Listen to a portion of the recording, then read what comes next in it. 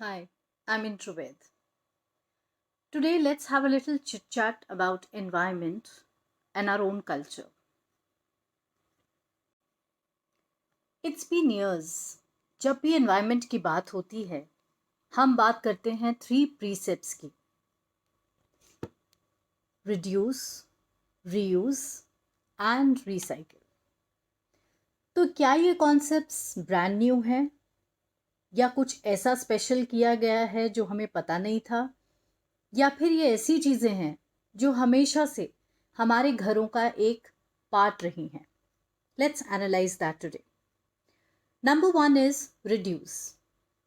हमारे घर के बड़े हमेशा से हमें डिस्करेज करते रहे हैं कोई भी ऐसी चीज़ें खरीदने के लिए जिसका लॉन्ग टर्म यूज़ ना हो. So they have always promoted reducing. Reducing the unnecessary accumulation of things which we do not really require. ये ज़माना है कंज्यूमरिज्म का.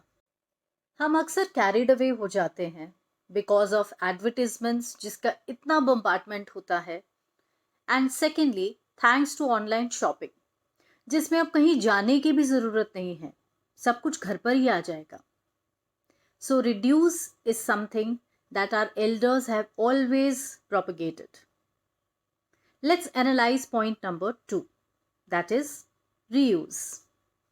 इस पे तो बहुत सारे जोक्स और मीम्स बनाए जाते हैं कि कैसे हमारे घर से कॉटन की एक टी शर्ट भी बिना रीयूज हुए निकल नहीं सकती. और वो रीयूज कैसे होती है? उसका पोछा बनाया जाता है या तो उसका डस्टर बना लिया जाता है. And why not? जब हम रीयूज की बात करते हैं तो कोई भी चीज़ जो किसी ग्लास बॉटल में पैकेज होकर आ रही है उसे दोबारा यूज़ करने में कोई प्रॉब्लम नहीं है.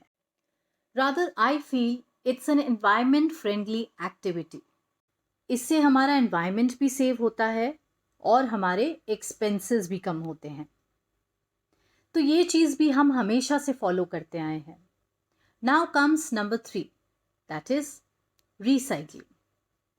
घरों में कभी भी रिसाइकलिंग करना कन्वीनियंट नहीं रहा है और किसी ने इतना एफर्ट लिया नहीं है. बट हाँ, हमारे घरों में कबाड़ी वाले आया करते थे जिन्हें हम पुराने पेपर्स, ग्लास बॉटल्स दे देते थे. और इन सब चीज़ों का क्या होता था?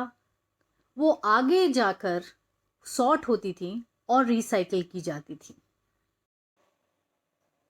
एक और प्रैक्टिस हमारे घरों में फॉलो होती थी. बर्तन वाले आया करते थे जो बर्तनों के बदले में पुराने कपड़े ले जाते थे और ये कपड़े वीकली मार्केट्स में बेचे जाते थे. यहाँ से इन कपड़ों को वो लोग खरीद सकते थे जो नए कपड़े अफोर्ड नहीं कर सकते थे. ये कॉन्सेप्ट भी कुछ सुना सुना है क्योंकि जेन जी इस कॉन्सेप्ट को जानती है under the name of pre loved items. आजकल pre loved books, pre loved clothes, pre loved articles बहुत सारे वेबसाइट्स या विंटेज स्टोर्स पर बेचे जाते हैं and they are very popular amongst Gen Z. So you see, ये precepts हमारे घरों में हमेशा से फॉलो किए जाते रहे हैं. तो नेक्स्ट टाइम कोई जोक्स और मीम्स बनाने से पहले एक बार सोच लीजिएगा, क्या हम घर में बैठी अपनी दादी नानी से कुछ ऐसी काम की बातें सीख सकते हैं? Think about it and catch you soon.